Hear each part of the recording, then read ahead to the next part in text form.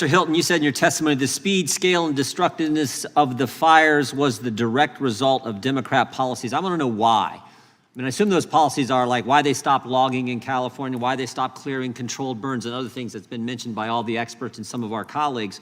Why would they stop those things if they were working? The answer is that, as we were discussing earlier, there's an ideology in play which is extreme. And it avoids the kind of common sense action that had been taken for years.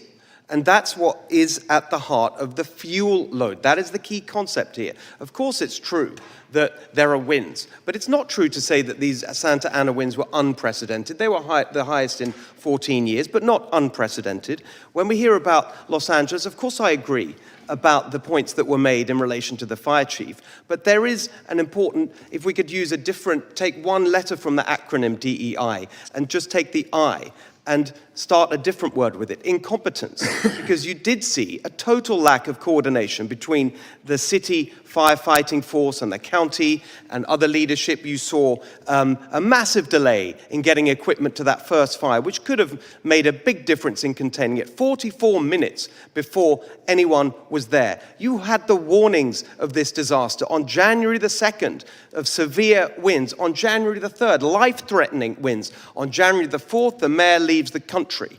You saw a total unprecedented set of incompetent responses in preparation. The policy failures, we've outlined them. The brush clearance was stopped, and so the fuel load was higher, and that meant that it spread, this conflagration spread so much quicker than it need have been. A point that Mr. Nadler made about the reservoir, we need to address this. He talked about a small reservoir.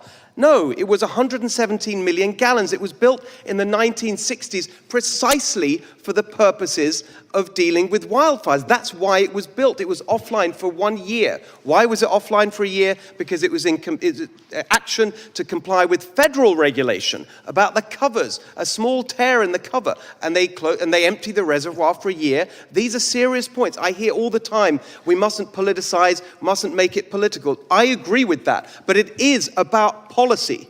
It is about policy choices that were made that led up to the scale and severity and impact of that. On insurance as well, I hear this talk about Florida. No, it's a different reason we had a crisis in Florida with insurance. It's about scam, frivolous lawsuits, which has been addressed by the governor. In California, one of the reasons that insurance costs are so high is because it costs 4 or 5 times as much to build the exact same floor plan for a building in California as it does in neighboring states. Why? Because of the building codes, because of the CEQA legislation, exactly as my colleague was saying, we need to end the private right of action under CEQA. That would make a huge difference. You can help with that. We are all here to stop this kind of thing happening again. And there are practical, common sense things we can do, which all of us have laid out.